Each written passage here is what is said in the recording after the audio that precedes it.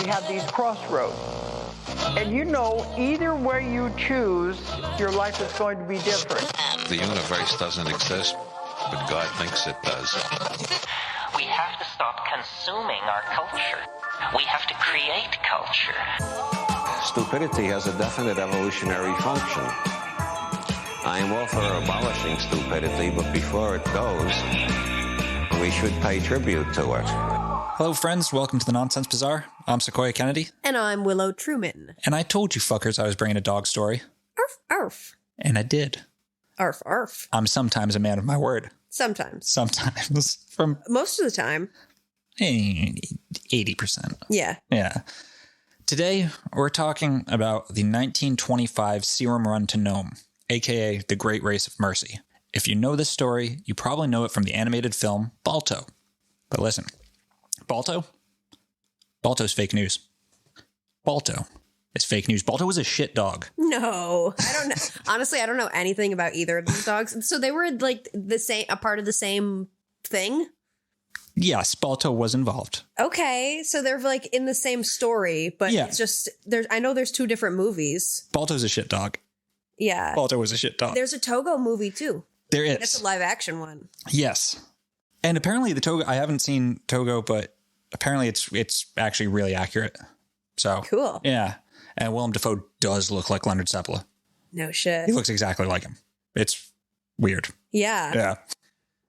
But yeah, the real good boys were Togo and his friend, the dogsled musher, Leonhard Seppala. We'll get to why Balto got all the glory at the end of this two-parter. But like, if you've ever known a husky, it ends up being a pretty hilarious reason. I do know a husky. He's a bastard and he brings nothing but shame to his ancestors.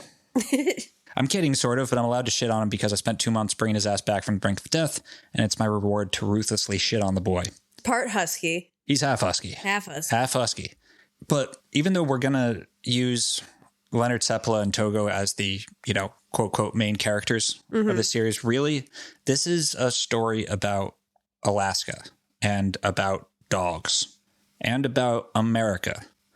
It's kind of fucking wild. I'm really looking forward to this. See, yeah. This is a Sequoia episode. Very much. You're teaching me. I've been in Dogland for a while. All of us. Yeah, and I'm pretty excited. Yeah. So the broad strokes of this story are that in January of 1925, a diphtheria outbreak in Nome, Alaska, was fast becoming a nightmare scenario. Oh, so exciting! Wow. What? I'm like, I'm so excited to learn, and then just immediately Diphtheria. Yeah. Nightmare. The town didn't have enough antitoxin to treat the outbreak, and they needed some very fast. The problem is that Nome is very, very far north, and during those deep Alaskan winters, not a whole lot moves. Yeah, you showed me on a map. Yeah. It's in the middle of fucking nowhere. Like, if you imagine Alaska, you know where like Alaska and Russia touch tips? It's on the American tip. Yeah. Yeah, it's right there, right in the middle, around the. I like that. Old dangler. Tip is the word to use. They're touching tips. Yeah. It could also compare it to like the Michelangelo painting. Mm-hmm. God and the man putting fingers at each other. But no, they're just touching tips. But there were no trains to Nome in those days. And while flying the antitoxin in was considered, it was extremely risky considering the cold alone could pull airplanes out of the sky. Jesus Christ. Yeah. So they relied on the most reliable means of transport they knew, the dogsled. A relay was established to get the antitoxin 650 miles across the frozen Alaskan interior in under a week. And the team that did the heaviest lifting was led by a Norwegian immigrant named Leonhard Seppala and his 12-year-old Siberian husky, Togo. Wow. Yeah. I had no idea that this is what why they were traveling. Yeah. Okay. Saving children. The Iditarod dog sled race was set up in honor of this feat, which can in a certain sense be seen as the swan song of an era. If it had been a decade later, there would have been no need to send just some dudes and a bunch of dogs into the endless frozen night. But in 1925, they had to rely on the blood and guts and courage of the ancient partnership between humans and dogs. Yeah. And for whatever reason, I've always been deeply moved by this story. It's fucking beautiful. Until I started working on the series, I didn't know just how hardcore it was, nor did I know how much of a straight up good dude Leonhard Seppala was. So this is going to be a two-parter, and this first episode is going to set the scene. how Nome, Alaska came to be, how Seppala got there, and if I've done my job correctly, scare the living shit out of you. Because Alaskan winters, especially 100 years ago, are straight up terrifying. It's no joke, and that place wants to kill you. Yeah, not like humans do not be here. Yeah, well, no, well, you have to learn to live in harmony with it. That's the It's thing. true. That's the thing. Yeah, we've had to tame the elements. Not even the taming. The Surrendering. one of the books, source books I used called The Cruelest Miles. Yeah, I suppose you can't tame the elements. You have to sort of just learn how to coexist within them. Yes. Yeah, like the book The Cruelest Miles by Gay and Lainey Salisbury talks about how the Inuit people were like extremely technologically advanced Oh, yeah. in terms of like stitching techniques, housing construction, just all this shit to live in harmony with Alaska. And then the Europeans thought that Inuit technology was of the devil, so they didn't use it, and so they died. Dumbass. Yeah. Well, that's what you get. This is literally what you fucking get. Yep. Yeah. So before we get into it, let's see what the tarot has to say about dogs. Yeah. Alaskan dogs. Alaskan dogs.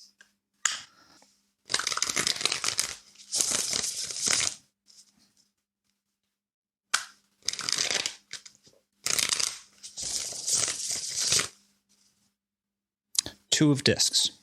Change. I've had that fairly recently. Yeah. Yeah. Yeah. It was fucking one of them. That's the infinity one, right? Yes. Yeah. Yeah. Jupiter in Capricorn. Change. It's both deck has it as the Ouroboros and the infinity pattern. Yeah. The crown on its head. Yeah, and in the Rider-Waite Smith deck, It's the juggler. it's the juggler juggling infinity. Yeah. Interesting. Well, we'll talk about that at the end of the episode. We sure will.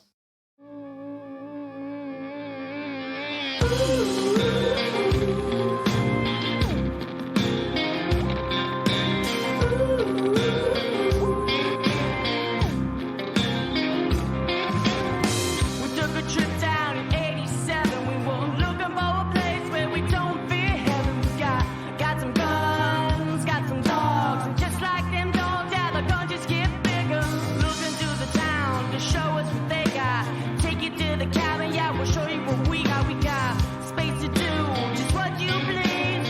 If you never make it out.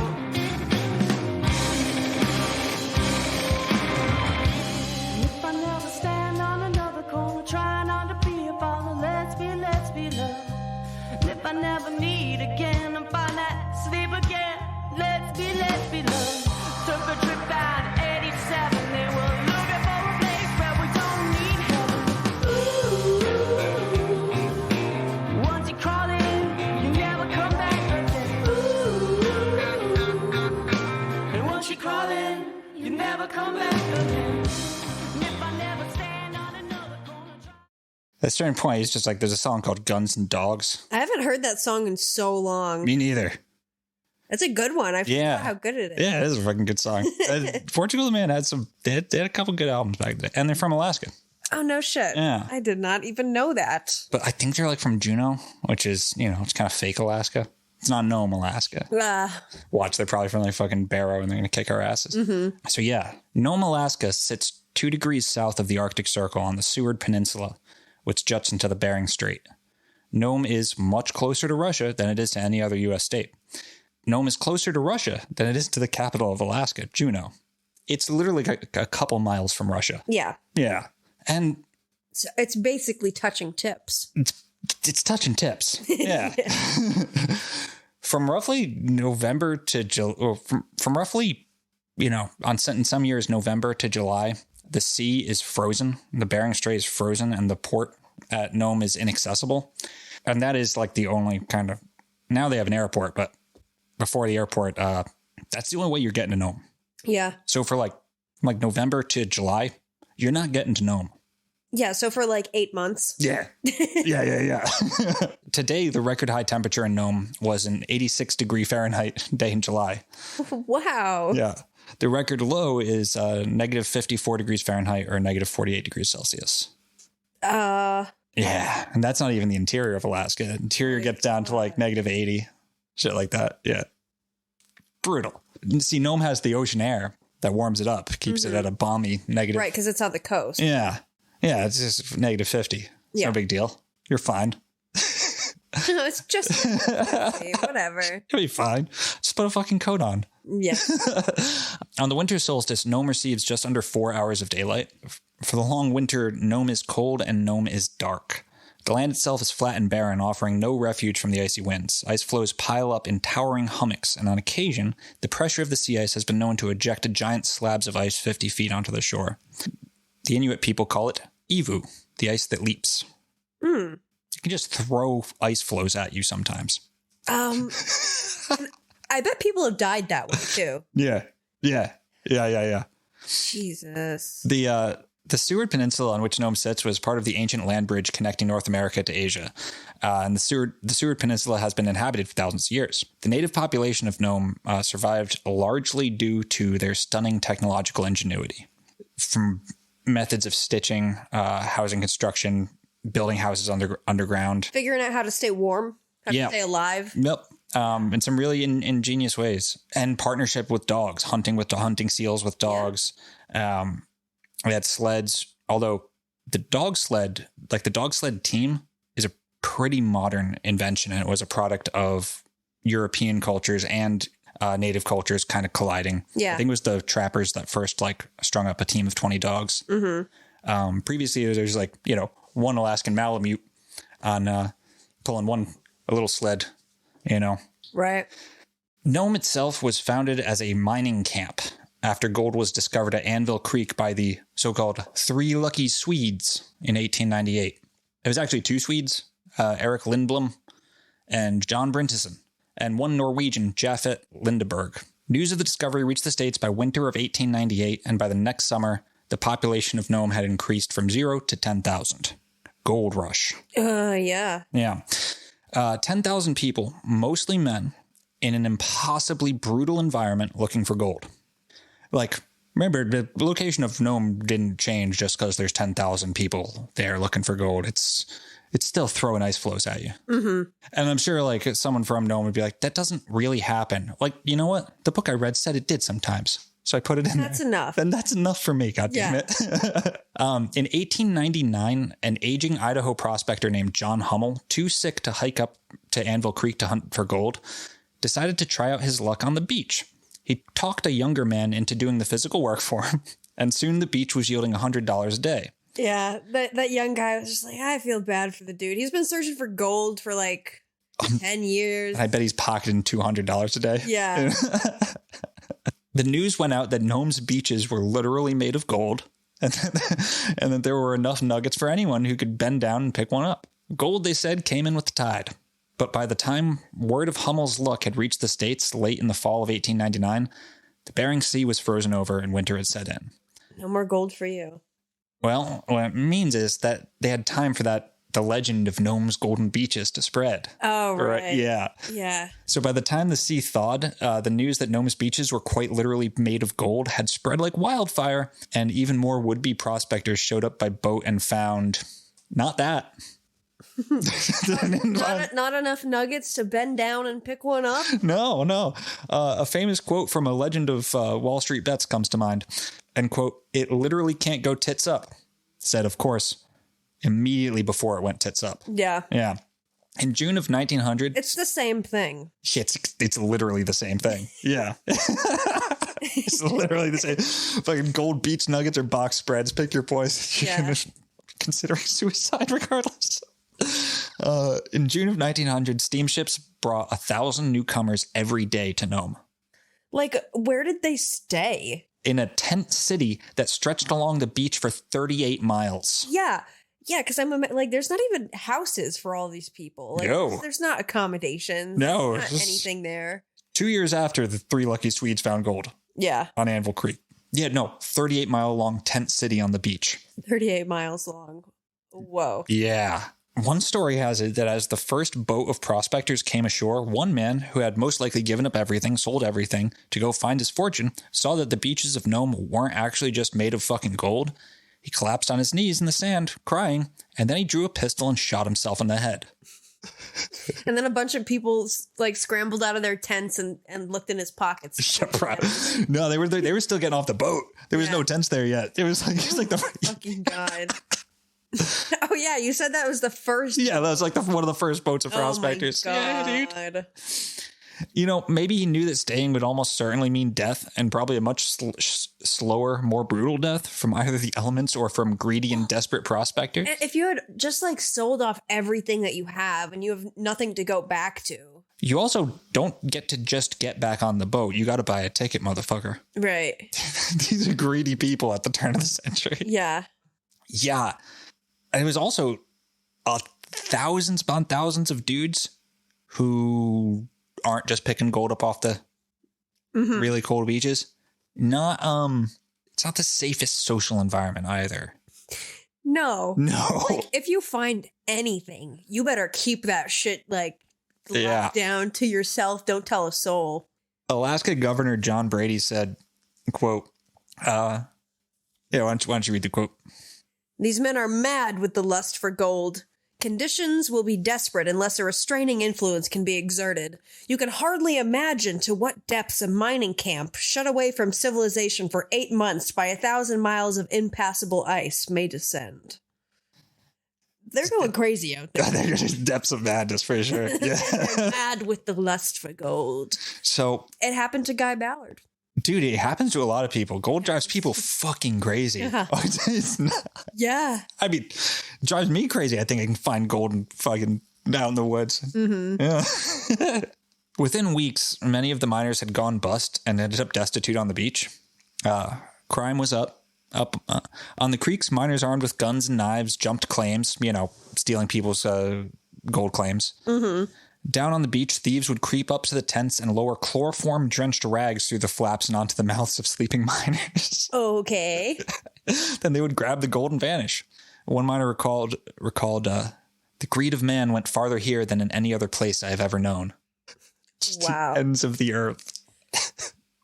The chloroform rag. It's like out of Looney Tunes. It is. Yeah. Just the hand like coming down. Yeah. Reaching in the flap. I'm picturing it with like a kid's fishing pole. Yeah. And along with miners and prospectors came the infrastructure that pops up in boomtowns even today. Alcohol, gambling, and prostitution. The sort of red light district of Nome was Front Street, where sex workers plied their trade out of hastily constructed shacks. I mean, we're talking shacks here. Love shack, baby. Love shack, baby. Yeah. Which is more than fine for the 70-ish degree weather that they were constructed in, but not for the rapidly approaching winter. Mm-hmm. The most famous sex worker in Nome, which is a hell of a title, yeah, was a woman named Hoo Hoo Henderson. Yeah. So called because she was known for making a sound like hoo hoo hoo whenever she faked orgasm. The point is, this place fucking sucked. Yeah. Yeah, exactly. Hoo Hoo Henderson made it a little better. Did she, though? Did she? Did she really? And he plays with a most famous sex worker. Fucking sucks. Yeah. And even before winter came in like the Grim Reaper, a monster of a storm came in on September 12th, 1900 that just fucked up the Nome mining camp with 70-mile-an-hour winds. Like 38-mile camp on the shore, all of a sudden 70-mile-an-hour winds. Yeah, no.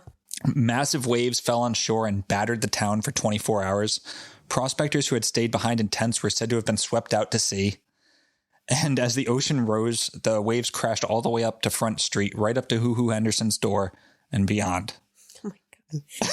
Do you think, like, I'm just imagining her being pulled away with the waves. Oh my God. Yeah, she's pulled under.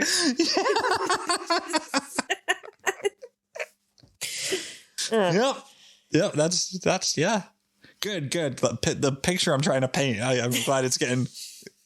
Oh, it's brutal. Yeah. As the storm died down, a crowd of townspeople lined up along the beach in silence and watched as a phantom ship drifted towards shore in full sail. It was the triple-masted schooner Sequoia. Whoa. Believed to have been lost at sea years earlier. Whoa. This is some crazy shit. Yeah. Like this ship, they got lost at sea years ago. After Hoo Henderson got washed away out of the mining camps, they just see this fucking ghost ship with fucking sails up just floating back. Yeah. Like, holy shit. I can't even imagine that scene. That was the end of that gold rush. Mm-hmm. Yeah, a lot of people left after that. Yeah, they were like, you know what? I don't think there's anything here for me. Yeah, like that first wave was like 10,000 people, and then like most of them left. Yeah. In a couple months. And then the people that stayed were even crazier. Yeah. Only 5,000 prospectors stayed in Nome after that. All the rest of everyone just up and fucked off. It would slowly increase over the next 10 years or so. Population would balloon up to 25,000 or around 20,000 at its height, and then drop off to next to nothing. But one of those 5,000 people that stayed was an immigrant from another frozen hellscape. Leonhard Seppala of Norway. Leonhard Seppala was a tiny, tiny man with ice blue eyes and seemingly always in good spirits. Like, this dude, he was the dude who would just do a handstand and walk down Front Street in Nome just to amuse the kids. Like, he was that guy. You know what I mean? There's something about that energy that almost creeps me out, but I like it. Yeah. Definitely. Remember, he does look like Willem Dafoe. Yeah. Yeah. Well, that's creepy. Guy loves dogs. Yeah. And we generally like our heroes pretty flawed here at the Nonsense Bazaar. And while I'm sure Seppala had flaws because he's a human, no one really had anything bad to say about him at all. Yeah. It's kind of strange. He's just a really well-loved guy. Mm-hmm. Yeah. There's no... Yeah, if the worst thing about him is just wow, it's kind of weird how positive he is. Yeah. That's a great bad quality to have. It's not even a bad quality. It's not. Just for cynical fucks like us. Yeah. Yeah. So Leonhard was born September 14th, 1877, and grew up on the island of Skervoy in Norway. His father was a successful blacksmith and fisherman, and Seppala was planning on taking over both of those trades.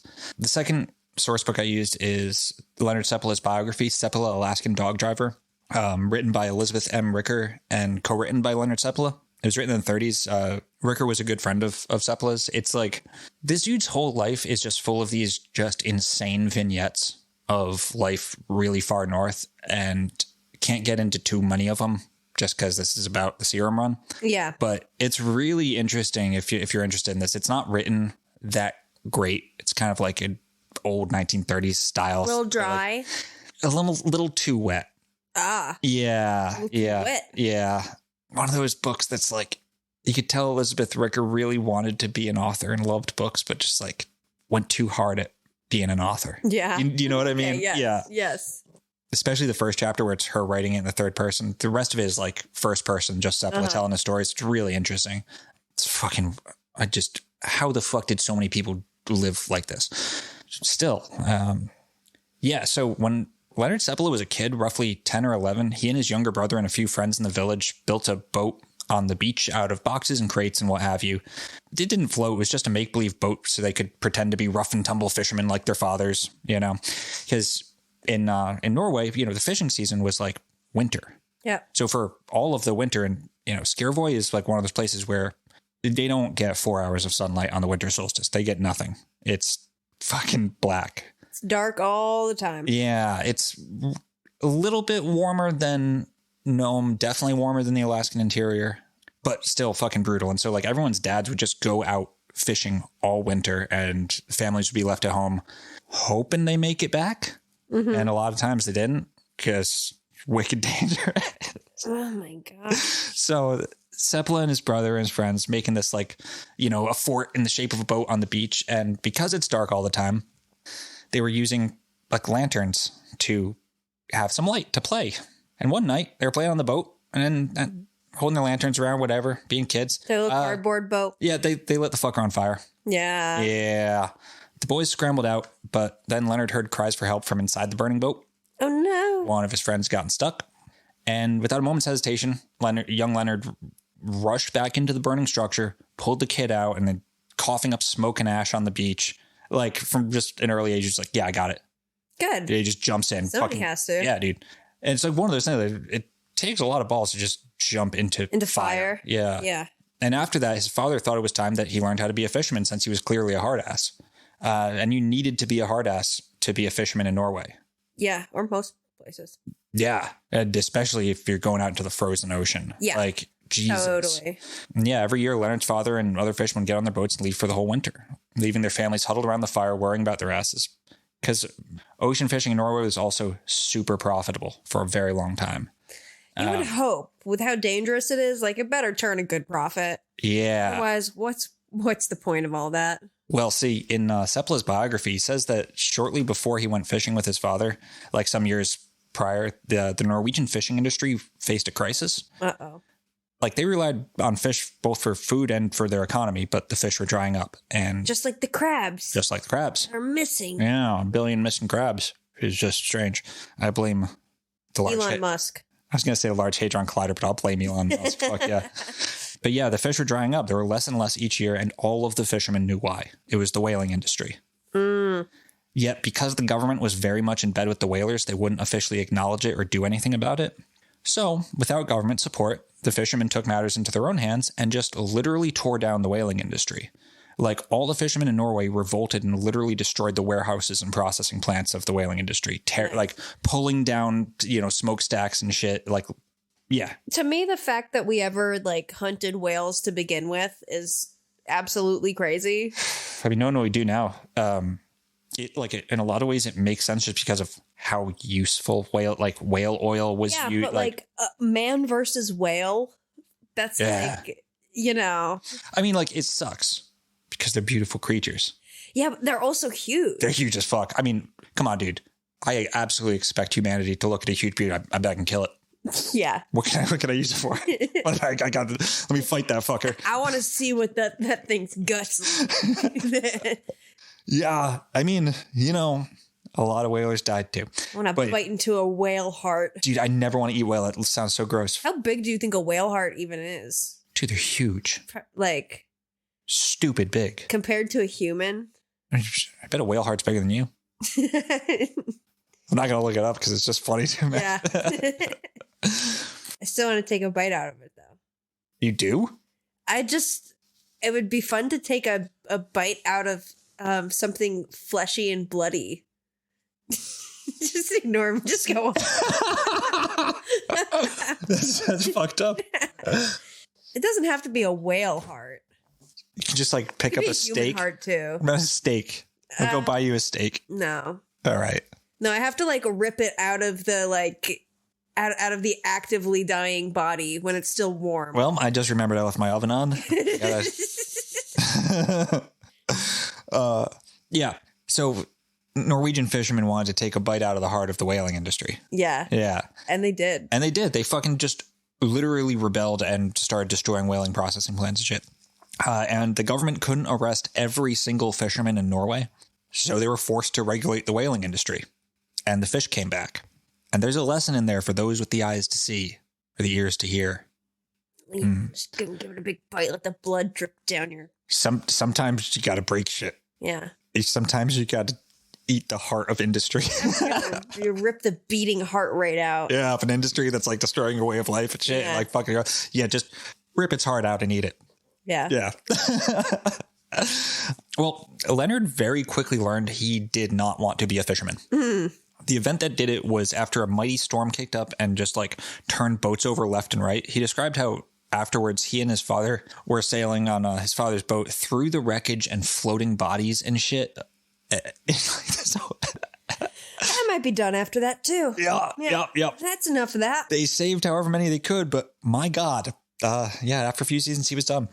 So he took a job at a blacksmith's apprentice in the capital of Norway, Christiania. Yeah, the capital where his sweetheart lived. He had to put up with bullying and taunting from the other apprentices, all of whom were much bigger than he was. Though in every straight up fight they picked with him, he easily kicked the shit out of the bigger dudes. He just beat him. He's just tiny little Leonhard. Yeah, he was doing a handstand. Just kicked him with his feet. Jumping all over the place, doing acrobatics and shit. Yeah, so he realized he hated the city, and after a few years, turned to Skjervoy with a teary goodbye to Margit, his gal pal, his girlfriend. And he says that he felt they both knew it would be the last time they'd see each other. And dude, I swear to God, the book does not elaborate on this. It only says, a year later, Margit was dead. Okay. No explanation. She was just dead. Yep. Well, that was the last time. Yep. No explanation, no nothing. And it's fucked because this is the thing that led Leonard to accept his friend Jaffet Lindenberg, the lucky Swede who isn't a Swede, his invitation to go become a gold miner in another frozen wasteland halfway across the world. Yeah. He's like, fuck it, I'm out. I don't want to be a fisherman. Yeah. My girl's gone, I'm out. And it was like the gold fever was reaching even Scandinavia. Might as well at this point, So Leonard took a boat to New York and had his illusions shattered by Ellis Island, and then took a train from New York to Seattle, and then waited in Seattle for a boat to Nome, Alaska. It's quite a journey. Yeah. And Leonard wasn't really prepared for what mining was like. He was strong as hell, being, a Viking blacksmith. But he writes about how the first day he wanted to call it quits. Like, they put him in the job of scooping out the slush or slurry or whatever it was that the basically industrial level panning operation produces. So it's like this just like ice cold rock mush that dude's just standing in and like getting his hands like just shoveling it. And it was actually like he was doing the job of two men. Okay, but by himself. Yeah, because the foreman was trying to get him to quit or wash out so that the foreman's buddy could get a job. And he didn't realize that he was doing the job of two men, so he just kept doing it for a while. Scooping the slush and scooping the slush. Yeah, he said his arms were just like on fire, and he came real close to washing out. Like, there were so many miners there during the gold rush that if you faltered for a second, you got your pay and got sent home. Like, if you at all slowed down or whatever. Wow. Just like, yeah.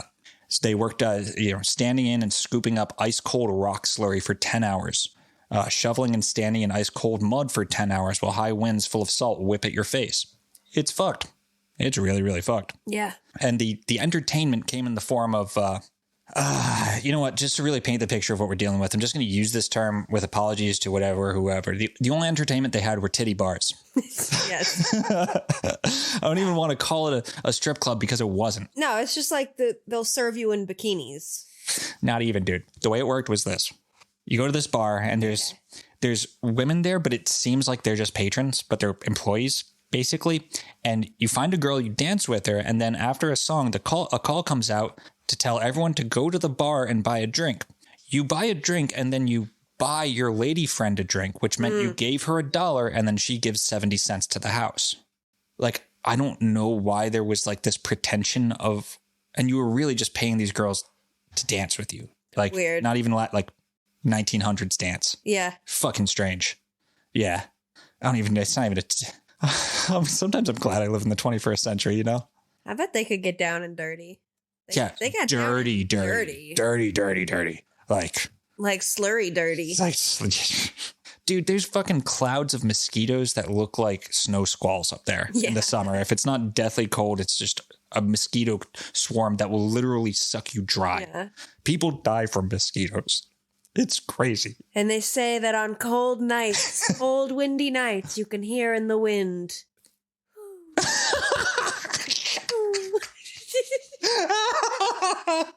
Excellent. Very good. Very good. Oh, that's very funny.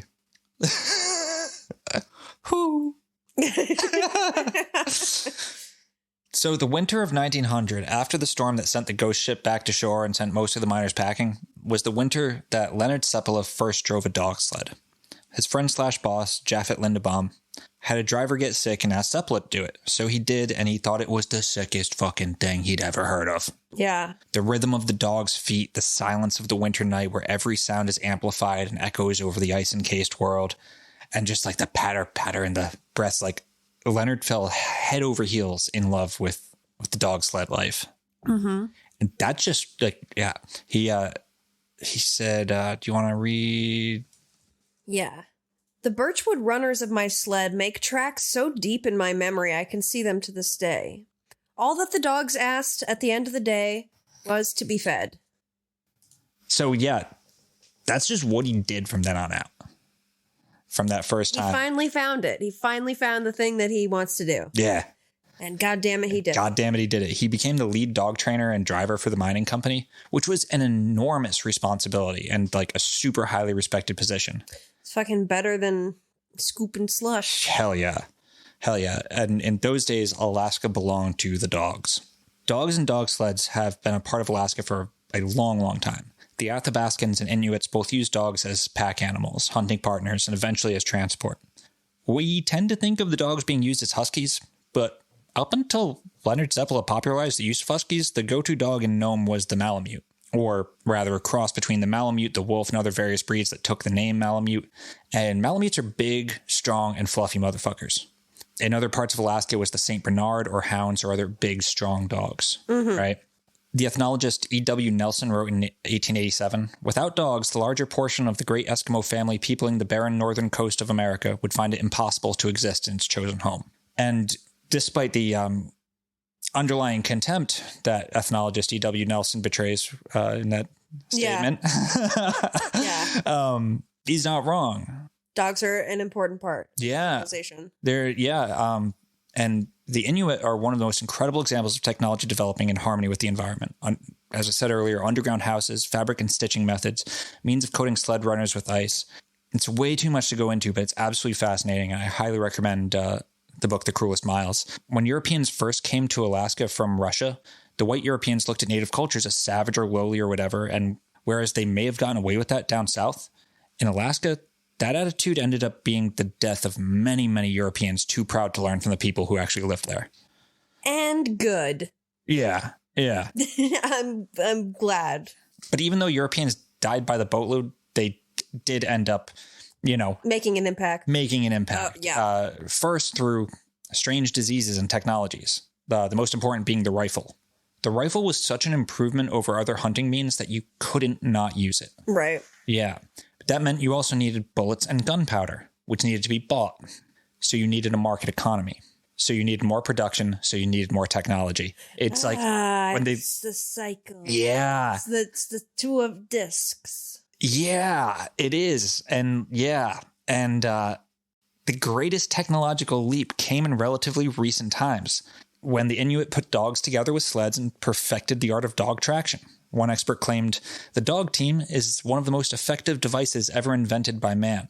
And the dog sled team was a product of this economy and became the backbone of Alaska. So like the 20-dog sled team, the Inuit weren't doing that. That was a product of this new economy that Europeans brought in.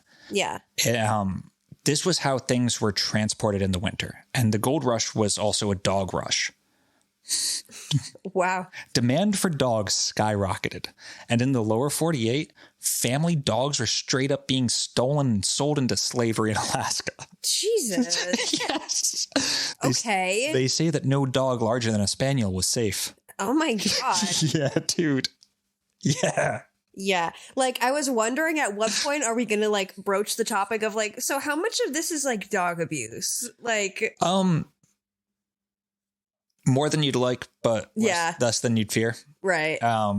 One of the things about Leonhard Seppala is he was known for never whipping his dogs. That's and like nice. The mushers, mush. Yeah. By and large, the mushers were great to their dogs, and the dogs fucking loved it. Like they loved that shit. Yeah. So I'm sure some mushers are huge pieces of shit, but like also you're not going to get a good dog sled team if they're not happy to do the work. Right. And by the early 1900s, Nome became the dog capital of the world.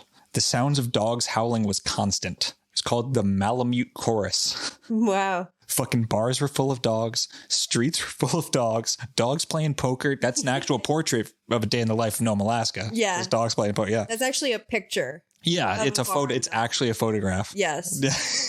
Shit, it looks all weird too because it's stupid fantasy land. One dude defended his dog Peg in court for killing 28 sheep and persuaded the jury that he was acting in self-defense. Wow. That guy should be a lawyer. Why don't you read this quote from this fellow? Okay. Is Alaska a dog country or a sheep country? Look at my star wheeler. Look at Peg. Look at that ear mangled by the murderous mutton. Look at his eyes, his noble head. Gentlemen, choose.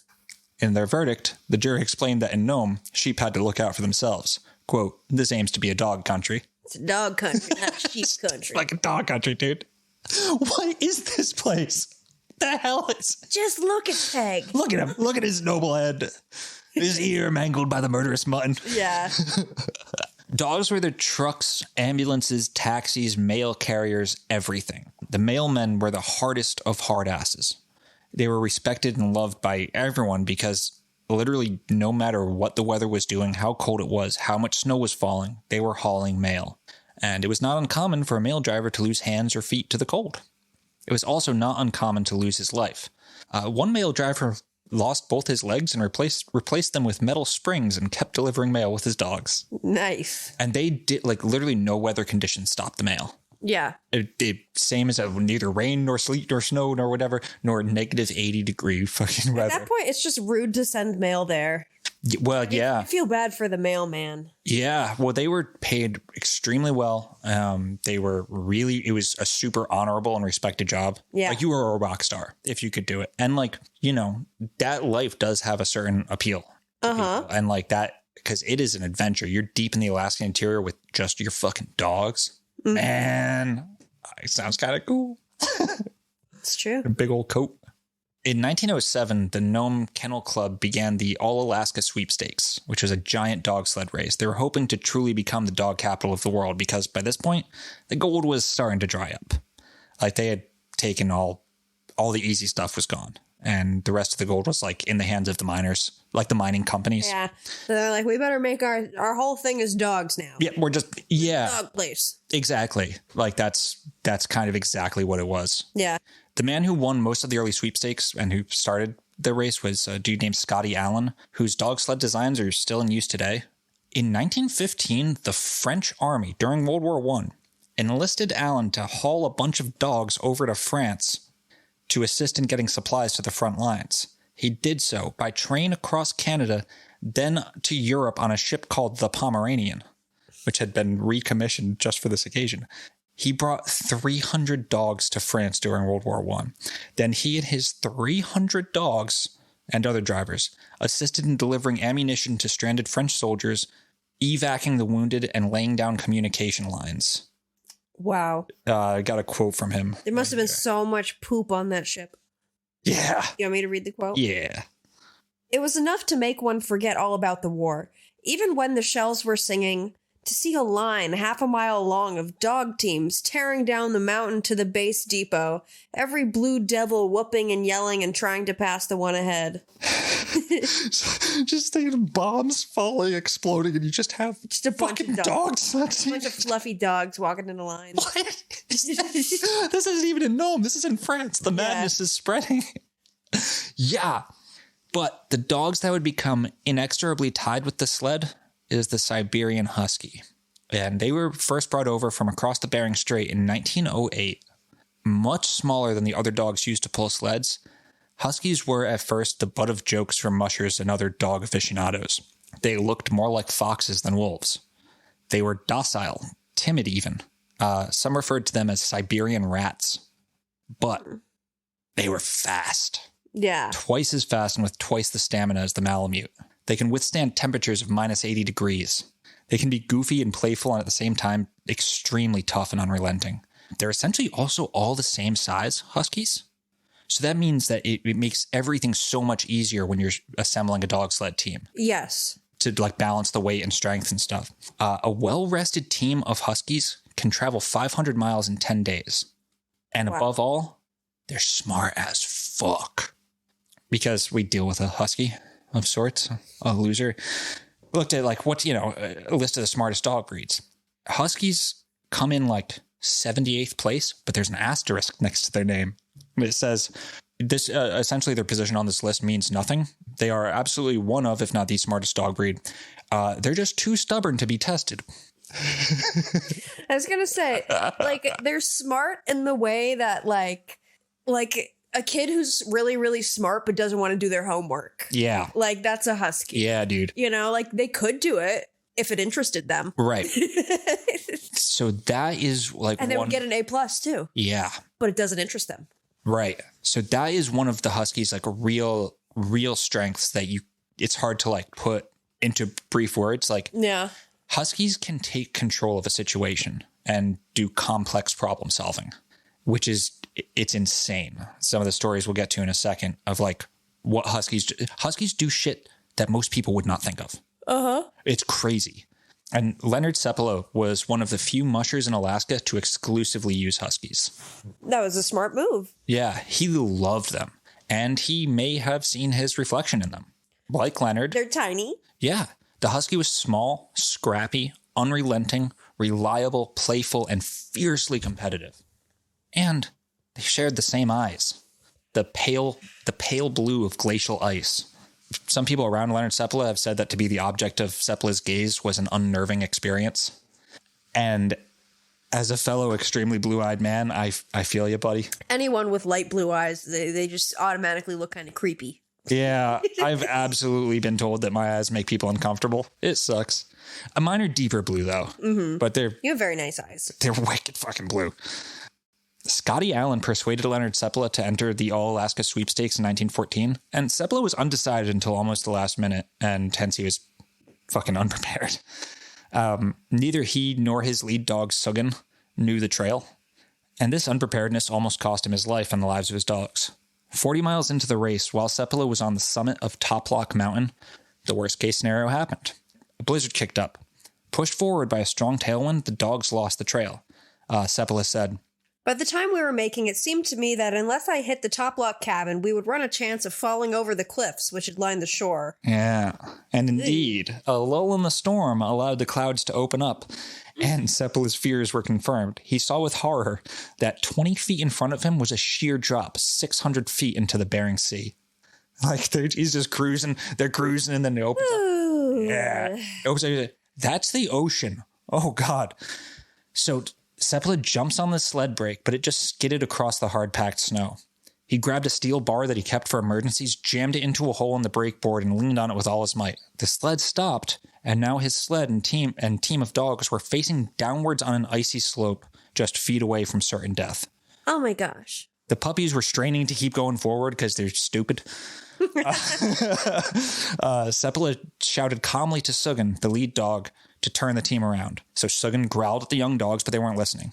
Seppala knew he could jump off the sled and save himself, but he said later that the more I thought about it, the less I could consider leaving my dogs to such a tragic fate. Yeah. Yeah. Watching an entire team of dogs go off of a ledge. 600. Like, what the fuck? That's brutal to live with. Yeah, no, I can't do it. So Seppala urged Suggen to turn the team around, and Suggen clearly knew what his task was.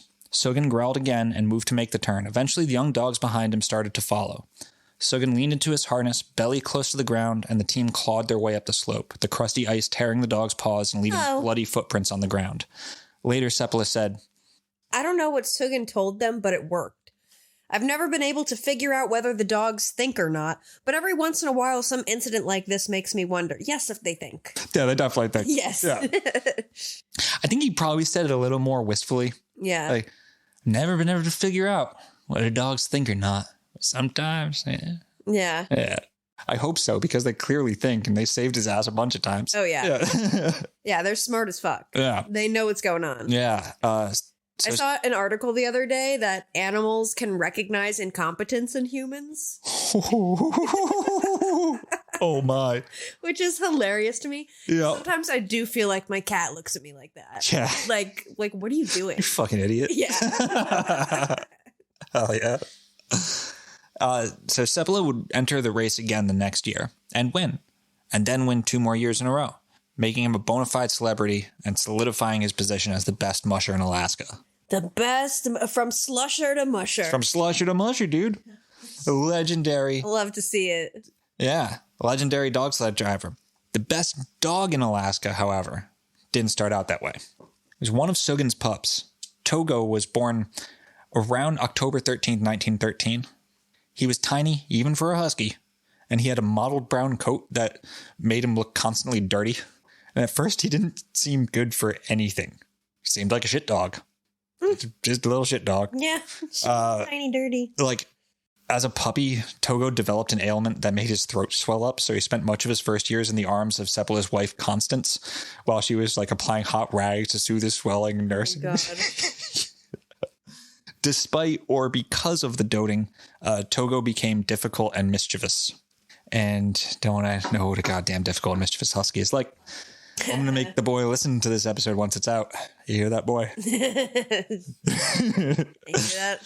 Whenever Seppala would go to harness his dogs, little Togo would run out and start nipping the ears of the working dogs. just causing a ruckus. One reporter said that He was showing all the signs of becoming a full-fledged canine delinquent. It's an epidemic. Yeah. These dogs are So out of control. So Seppala gave his ass away to a woman who wanted a house pet when she returned to the States. Togo rebelled against his newfound civilized surroundings. The more his new owner coddled him with steaks and attention, the more of a little shit he became. Yep. Within a couple weeks, Togo jumped out of the window and ran several miles back to Leonhard Seppala and his pack. Seppala said, a dog so devoted to his first friends deserves to be accepted. Yeah. Yeah. He just wants to hang out with the crew. He wants to be part of the team. Yeah. Well, Seppala didn't really realize that part yet because Togo was still a bastard. Yeah. He would constantly harass Seppala's team. And whenever they were out on the trail and came upon another team, and like this little Togo was just running alongside the working team. He wants to go. Yeah. But whenever they came across like another dog sled team, Togo would just dart up to the leader of the other team and tackle him. Just start fighting the other team. Yes. As if trying to clear the way for his master. Then eventually Togo got his ass fucking whooped by a hulking Malamute and had to be rushed to a doctor. Togo. Yeah. Please. This, however, ended up making Togo an even more valuable racing dog. How to not get distracted by another team is the hardest skill to teach a dog. Well, now he's definitely not going to do it. Yeah. But this merciless ass kicking conditioned Togo to, instead of going after the other team, to dig in and pull faster and more, dedicate himself to the work. Doesn't want to get his ass beat again. Right. Seppala said... like a lot of humans, Togo learned the hard way. Yeah. Yeah. Like whenever everyone says, you got to break up with that person. No, they just have to learn the hard way. Yeah. Togo was about 8 months old when the chance to prove his worth finally came. One morning, Seppala set out to a mining camp outside of Nome. There was a gold strike at Dime Creek. Fucking frontier names, dude. It's just so stupid. Every frontier name just sounds dumb. Do you know what I mean? Yeah, Dime Creek. Fucking Dime Creek. There's a oil field settlement or whatever called Dead Horse, Alaska. It's just Dead Horse. Fuck it. Wow. Nome is probably a corruption of name because yeah. Also, it should be like stated that dog sleds, like a team of dogs, takes a lot of food and a lot of like upkeep. Like it's not. Yeah. It's way more food than a human needs. Yeah. And like they fed them, frozen salmon, steaks, shit like that, like really high quality food. Yeah. But it cost a lot of money. It was a huge economic drain. I mean, it was paid well, and that was Seppala's position. He was training all the dogs for the entire mining company. He was in charge of all the dogs. He was dog man. He just dog man. So Togo was about 8 months old when when the chance to prove his worth finally came. One morning, Seppala set out to a mining camp outside of Nome. There was a gold strike at a place called Dime Creek, 160 miles outside of Nome, and he had to deliver a prospector there quickly. He tied Togo up before he set off and instructed that he be kept secure for 2 days after he left. Yeah. Seppala could not afford to have Togo harassing his team. But Togo didn't like being locked up. Of course not. The same night Seppala left, Togo broke free and tried to jump over the 7-foot fence. He almost made it, except his hind leg got caught and he was left dangling there and whining like an asshole until a kennel hand heard his cries and came to cut him loose. He's got to learn the hard way. Well, Togo flopped to the ground, rolled over, and then just ran off Seppala into the night. He ran all through the night and found the roadhouse Seppala was sleeping in, and he just rested quietly outside. The next morning, Seppala noticed that his team was off to an unusually quick start. He thought they must have smelled a reindeer up ahead or something, but when he looked up the trail, he saw a little dog running loose. There's that little bastard Togo up to his usual tricks again. Throughout the day, he ran charges against reindeer and tried to wrestle Seppala's lead dog, Rusky. When Seppala finally caught Togo, he had no choice but to put him in the team at the back where he could keep an eye on him and he can't fuck anything up. Yeah. But as he slipped the harness over Togo's neck, Seppala saw that the dog's entire demeanor changed. He got serious. He kept his tug line tight and his attention focused, and Seppala, amazed, finally understood. All of Togo's bullshit was because he desperately wanted to be part of the team. Yes, Leonhard. Well, finally. But this dude is a puppy. Yeah. It's great. Like, he's way too young. It's not just that he thinks he's a shit dog. Yeah. He does, but it's also because he's like only 8 months old. Like, he's not. He's like not even team material yet. Right. Yeah.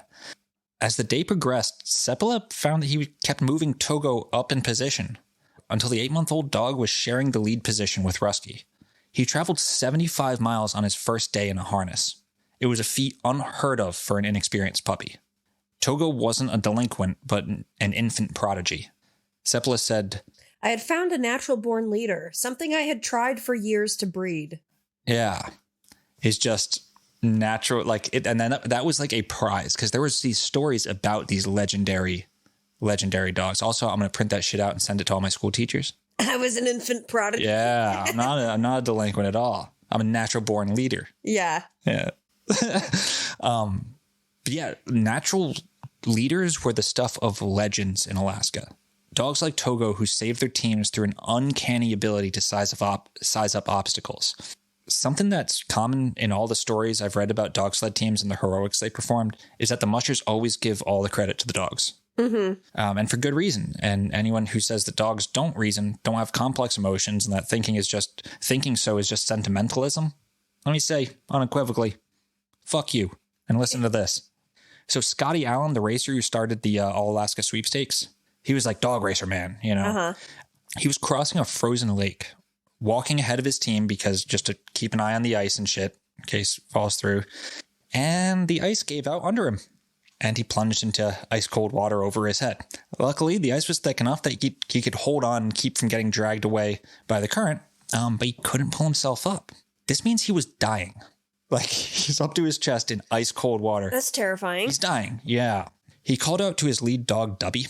And if Dubby, come here. Yeah. If Dubby could get close enough, Alan could pull himself out of the water by his harness. But each time Dubby tried to get close, the other dogs backed up in fear of the breaking ice. Yeah.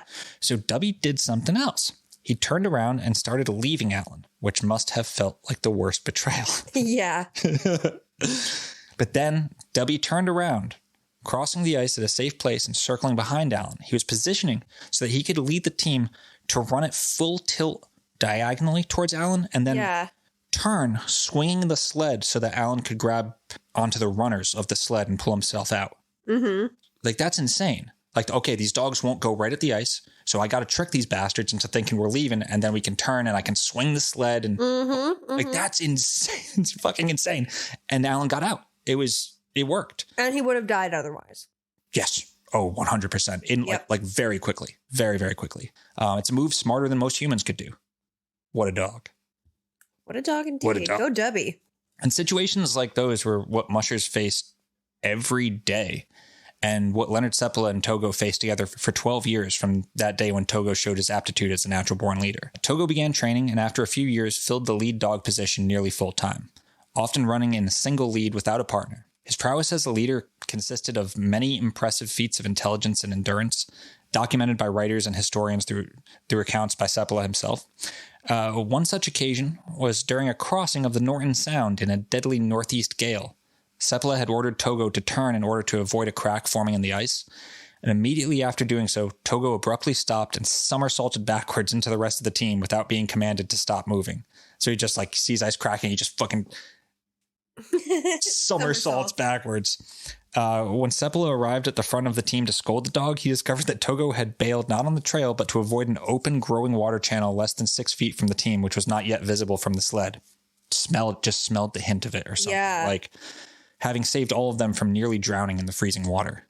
Another impressive feat was during the same trip across the Sound. When arriving at the shore of the Bering Sea, the ice floe the team was on was too far from land for them to cross or Seppala jump over. Because a lot of times they were crossing the frozen ocean, that shit just broke up and you could just end up on an ice floe just floating.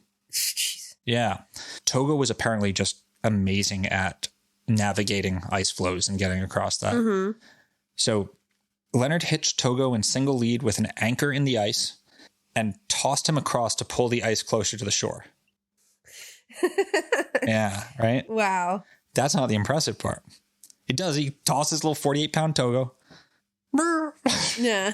He gets over there. Togo understands exactly what he needs to do. He gets over there, he digs in, and the line snaps, suddenly leaving Seppala and the team stranded. Without guidance or prompting, Togo takes the broken lead line, puts it over his shoulder, jumps in the water, and just starts pulling his side of the ice. Because there's like an anchor that Seppala tossed. Yeah, so Togo just like, oh yeah. Understands that it doesn't matter which side of the ice gets pulled together, which is insane for a dog to instantaneously know that. Most of my friends wouldn't know that instantaneously. Yeah. What do we do? Yeah, this dude just jumps into the freezing fucking sea and pulls this giant piece of ice over for the rest of the team to get across on without being told to do it. He just fucking does it.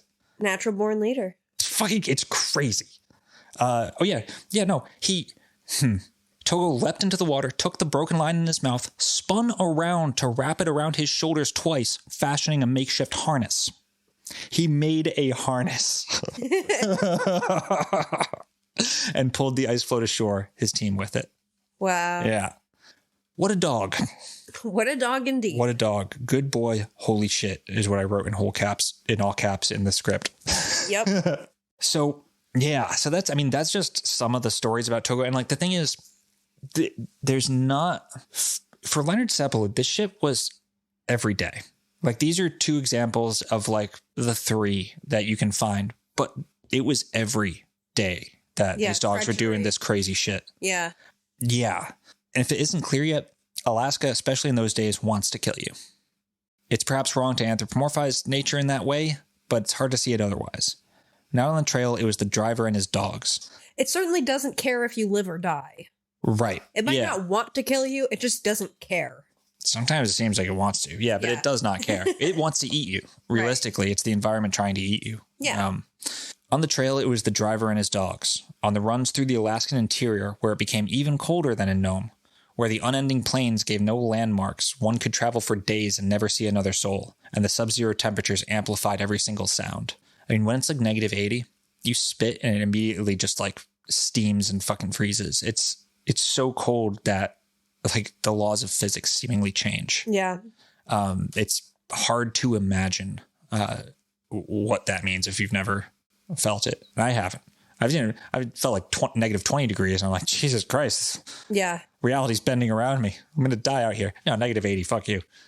That's Jack London wrote in his short story, The White Silence, nature has many tricks wherewith she convinces man of his finity, but the most tremendous, the most stupefying, is the passive phase of the white silence. All movement ceases, the sky clears, the heavens are brass, the slightest whisper seems sacrilege, and man becomes timid, affrighted at the sound of his own voice, sole speck of life journeying across the ghostly wastes of a dead world. He trembles at his audacity, realizes that his is a maggot's life, nothing more. Delightful.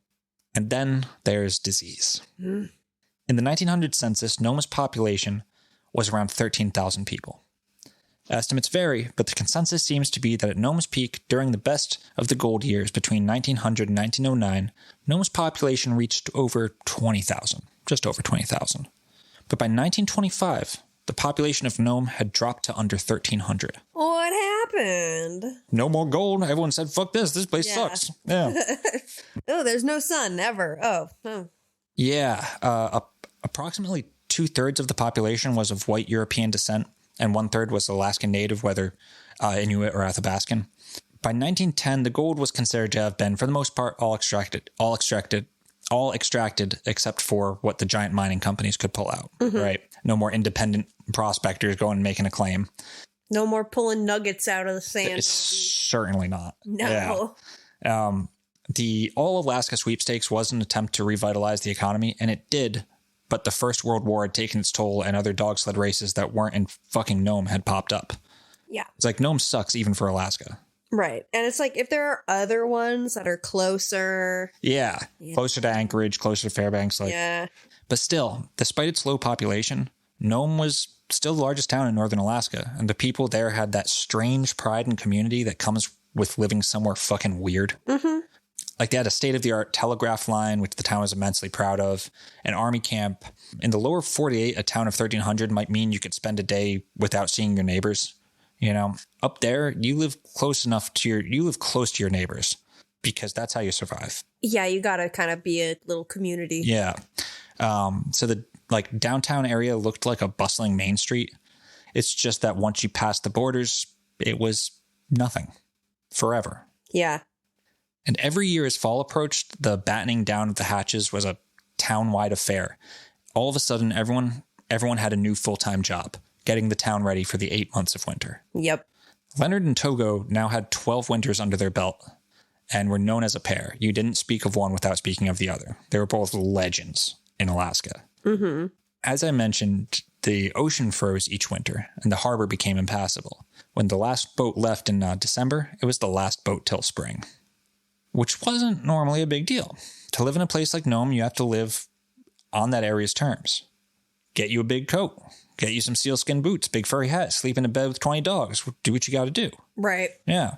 Life goes on, as it had in that part of the world for thousands of years. You got to go outside, you bundle the fuck up, put your armor on, get inside without delay.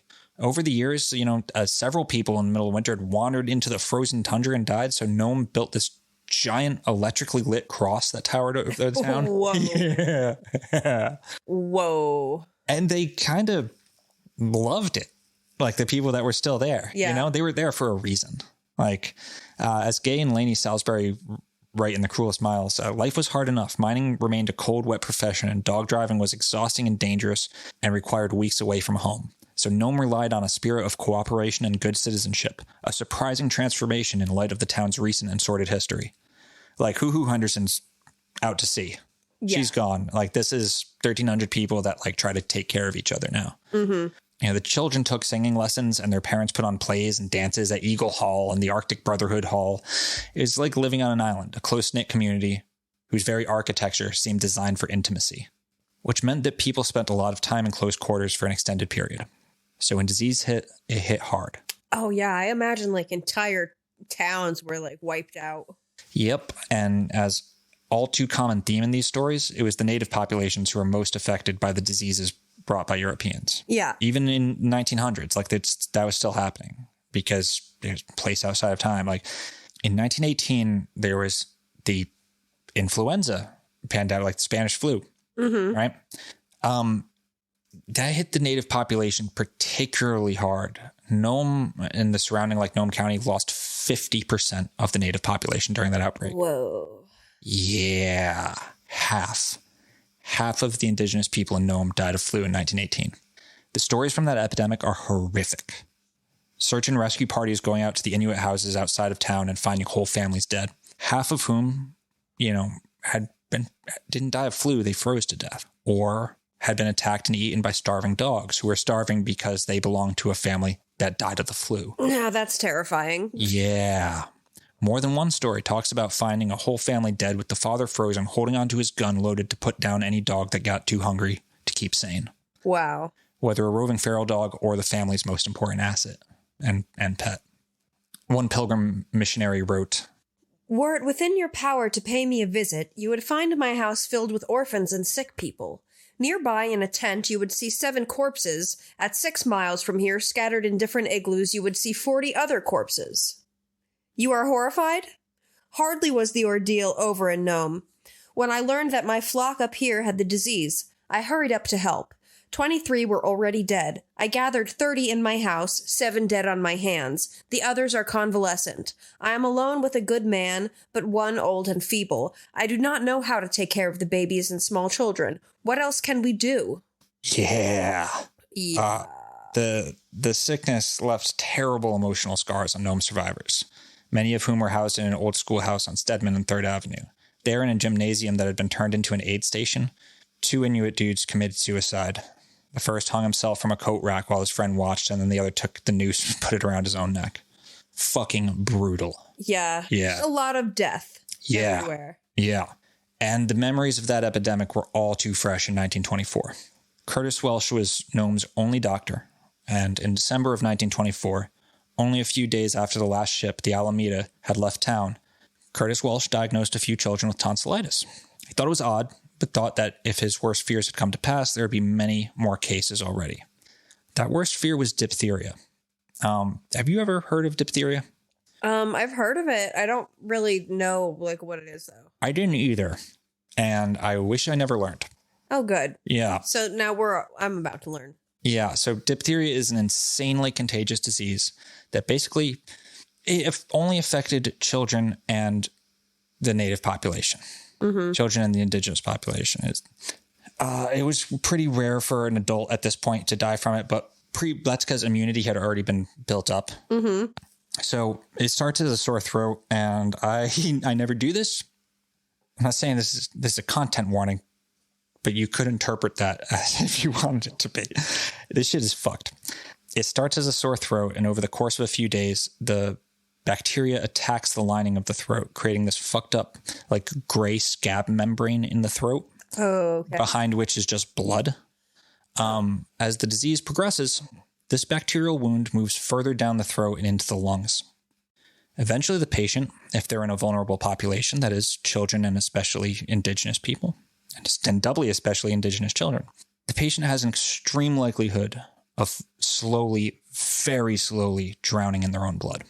It is a slow, extremely painful, and extremely frightening way to die, both for the patient and for those around the patient. Yeah. Yeah, if you could see my face right now. Yeah. Yeah, dude. Most people know this story from a Disney movie or from an animated, but this shit is hardcore. Yeah. Diphtheria can be easily treated, and could be in that time too, with antitoxin or serum. Antitoxin, what they called serum, was made from the immune material of affected horses. It's no longer in use as we have a vaccine, and diphtheria doesn't really exist here anymore. And antitoxin is no longer in use as it commonly causes fairly severe side effects, including like anaphylaxis and shit. But back then, it was a miracle. It was a godsend. The problem was that right after the Alameda left, Dr. Curtis Welsh learned that the hospital was running dangerously low on antitoxin, and what was left was already expired. Yeah. There was like enough to treat a couple cases. But also it probably wouldn't work because it was expired. Yeah. Yeah. So since the Alameda left, there were more and more children coming down with colds and tonsillitis. By Christmas Eve, Curtis Welsh knew it was a problem, but he didn't yet know it was diphtheria. And I wonder if he was trying to convince himself it wasn't, Probably. Because we all do that shit in those situations. Like, there's no way. On December 28th, the first fatality occurred. It was an Inuit girl, and her family refused an autopsy, so we still couldn't be sure. By mid-January, there were 7 fatalities, and a 7-year-old boy came into the hospital presenting the classic and unmistakable symptoms of diphtheria. His throat was full of blood. Yeah, the gray membrane, which is just the grossest shit. This boy died a few days later, and on January 24th, 1925, Curtis Welsh convened a town council meeting and presented the situation. An immediate quarantine was implemented, but it was already far too late. Like, the local school teacher had been infected, so that meant every kid had been exposed to diphtheria. Yeah. And it was already in the Inuit population. Welsh feared that the fatality rate for the Inuit population would be near 100%. Wow. Yeah. So as the town hovered over the abyss, Curtis Welsh sent a telegram that captured the attention of the entire nation. It began, "An epidemic of diphtheria is almost inevitable here. Stop. I am in urgent need of 1 million units of diphtheria antitoxin. Stop. Mail is only form of transportation. Stop." Yeah. And that's where we're going to leave it. Okay. And next week, we're going to cover the 1925 Serum Run to Nome, a 654-mile dog sled relay race. Yeah, now that a bunch of the population has been wiped out, let's get some medicine. Oh, no, dude. They had days, right? Yeah. Before a bunch of the population would be wiped out. They had fucking days, like less than a week, right? Right. It's pretty insane. Urgent. And like everyone like knows this story. Like, they do it. The town gets say it like this. They fucking do it. Yeah. It's crazy. Yeah. And that's where we're going to pick back up next week and cover the serum run. Awesome. Should we talk about the 2 of discs? Yeah. Yeah, that's an interesting card. It is. Well, I think that this story, like a lot of our stories, when certain things are talked about, especially like quarantines, epidemics, like shifting transportation techniques, shifting technology, it's a story that is unique. Yeah. And is also not unique. Yeah. You know? Like, so in that way, that's kind of how I think of it in relation to the card. Yeah, I do too. I also, one of the big things that I was realizing when I was doing the research and writing this is that, like, I thought that the dog sled team was an ancient technology. Mm-hmm. I didn't realize that it was like a product of all these like a confluence of these forces. Yes. Which is like also the same thing that caused the diphtheria outbreak. Yep. Is a melting of a bunch of... It's the same process. It's just one of the things that happens in this. Yeah. The rolling things tide of history or whatever. Eaten up and new things form, and things get eaten up and swallowed and destroyed. Yeah. And new things form and so this isn't even like a swan song to, and like the race probably was, but like this whole story and shit is a snapshot of this. That's just what was going on there. Yeah. Dogs on sleds and crazy shit. No, it's a great story to like take a snapshot of this location and this time period and like give a feel for what it was like then. Yeah, 100 years ago. Yeah. It's wild. It's I really I love this shit, man. Yep. I always wanted I really liked dog sleds as a kid. I was like followed the Iditarod and shit. Mm-hmm. Yeah. Fucking dogs. But yeah. So on that note, we are on Patreon. We are on Patreon. We do a bonus series. You can get access to that for $5 a month. We're also thirsty for some reviews. Yeah, leave us a rating and review. That's me drinking up the 5-star reviews. You think that's going to help? Yeah, you really think that's going to help? I think someone's opening up iTunes right now based on my slurps, and they're going to type in, wow, those slurps are good. Leave that in. Okay. Yeah, and you can follow us on Twitter, Instagram, all that shit. Yep. Subscribe. Give your dog a hug. Give your cat a hug. Give your cat a hug. Give yourself a hug. Tie your cat to a sled and see what happens. All right, guys. Take care. Take care. Peace out.